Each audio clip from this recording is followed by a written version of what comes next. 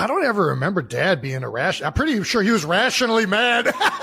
You should have been there when Travis put the hand lotion in the shampoo. It seems America's favorite touchdown scorer and Grammy-winning sweetheart duo are sliding into their cozy couch and rom-com chapter, and honestly, we're here for it. Travis Kelce and Taylor Swift, who've kept things under the radar since that Super Bowl heartbreak earlier this year, are ditching the paparazzi glare for low-key movie nights. While the rest of us are busy rewatching The Office for the 47th time, these two are queuing up something far more iconic, Pretty Woman. Yep, Richard Gere, Julia Roberts, the polka dot dress, the bubble bath scene. Yeah, I don't think I've seen Pretty Woman. Pretty Woman. I think I actually saw this not too long ago. What about Wild Wild West? I mean, I think it's secretly a great movie that people have just decided to Word on the street, or more accurately, from a very talkative podcast MIC, is that Pretty Woman has been sitting on Travis and Taylor's must-watch list for a while. Trav casually dropped that little gem during a podcast with his brother Jason, where football talk somehow morphed into movie night confessions. And honestly, can you imagine Kelce reacting to the polo match scene? Taylor better be recording. While the couple has definitely stepped back from red carpet strolls and headline-making PDA this year, insiders say it's not trouble in paradise, it's more like let's not let the whole world watch us eat sushi vibes. A few quiet dinners, a chill hockey date, and now possibly shedding tears over Vivian Ward's Cinderella moment? Relationship goals. And while Pretty Woman might be queued up next, the couple is also prepping for the July release of Happy Gilmore 2. Yes, that sequel, and somehow Travis landed a cameo. But before he graces the screen, he's making waves for an entirely different kind of performance. This one involves a bathroom, a prank, and a sense of humor that seems frozen in middle school. Apparently, during a laid-back family hangout, Travis tapped into his inner jokester and pulled a stunt that left everyone, from Jason to Papa Kelce, shook. And no, it wasn't your standard whoopee cushion moment. It was gross enough that even Swifties were side-eyeing their girl's boyfriend like, should Taylor be locking up her fancy shampoo now?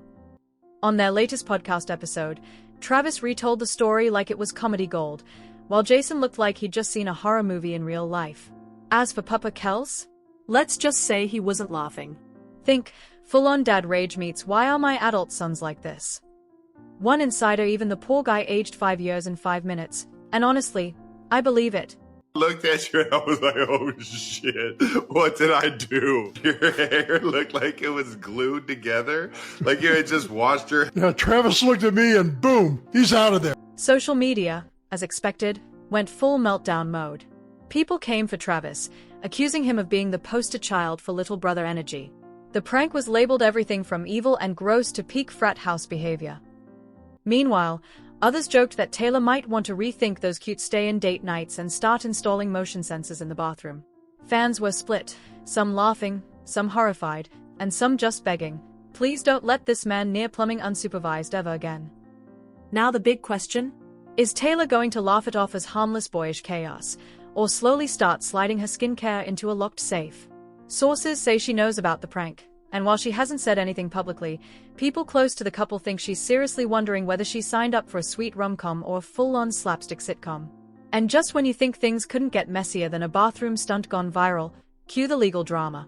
Friendship edition. Yep, Taylor Swift is once again being dragged into It Ends With Us, not the movie itself, but the behind-the-scenes chaos between Justin Baldoni and Blake Lively. It's giving courtroom soap opera energy, with a heavy side of group chat drama. A judge just gave Baldoni's legal team the green light to dig into Taylor's text messages with Lively.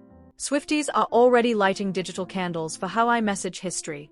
Apparently, the texts could be related to the film and this escalating legal storm involving defamation, creative control, and a whole lot of petty. Insiders say Baldoni's been after those texts since way back in August 2024.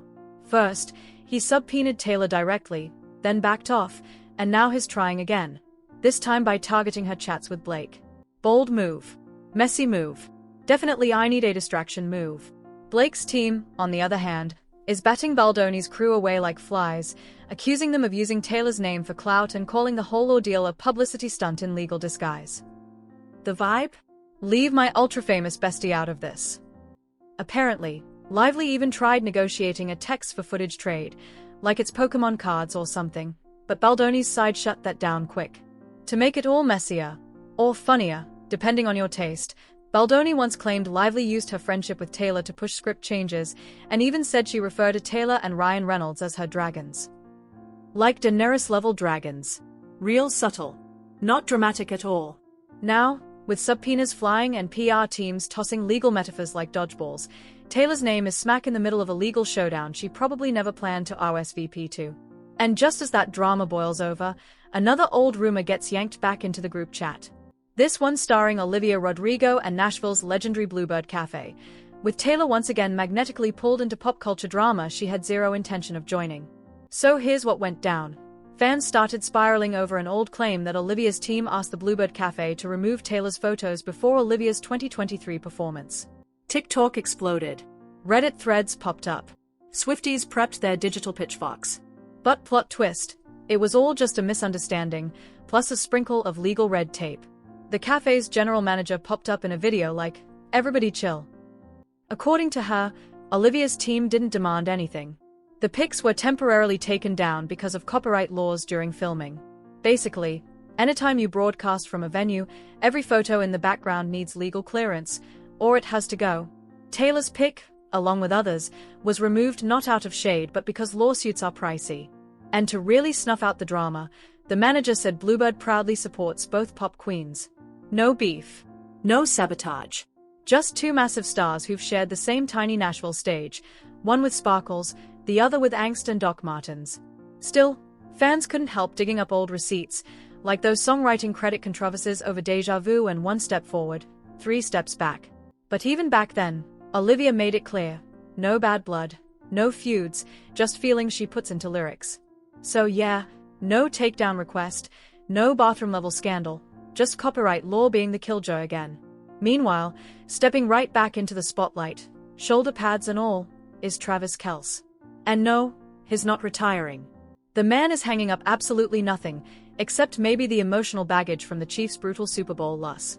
After getting trampled by the Eagles like it was a nature doc called Predator vs. Prey, whispers started swirling that Kelce might be done. But nope. He took a little time, maybe subbed into a protein shake, and decided he's not ready to stop throwing bodies or catching passes just yet. Sources say the idea of retirement crossed his mind, but not in a candles and bubble bath kind of way. More like, should I podcast full-time and lean into rom-coms, or keep letting 300-pound dudes flatten me for fun? Spoiler, he chose violence. Again. Kelce admitted he needed a little post-Super Bowl emotional detox before making any big life decisions. Understandable. You don't decide your future when you're rage texting your group chat and giving Gatorade bottles side-eye. But once the fire in his chest died down, and turned out not to be heartburn, he realized he still had that run-it-back energy. Sure, 35 might be considered football grandpa age, but Kelce swears he's still got gas in the tank. Maybe even a turbo boost or two. His last season wasn't peak Kelce, but he's far from ready to be put out to pasture. In his own words, sprinkled with PG-13 spice, he's not just staying. He's coming back swinging, aiming to level up from last season. So it's official, no early retirement, no rocking chair, no mellow podcast fade out. The bromance with Mahomes lives on, the jersey stays on, and the Super Bowl chase continues. Drop your thoughts in the comments, because this ride isn't over yet. No beef. No sabotage. Just two massive stars who've shared the same tiny Nashville stage, one with sparkles, the other with angst and Doc Martens. Still, fans couldn't help digging up old receipts, like those songwriting credit controversies over Deja Vu and One Step Forward, Three Steps Back. But even back then, Olivia made it clear. No bad blood, no feuds, just feelings she puts into lyrics. So yeah, no takedown request, no bathroom-level scandal, just copyright law being the killjoy again. Meanwhile, stepping right back into the spotlight, shoulder pads and all, is Travis Kelce.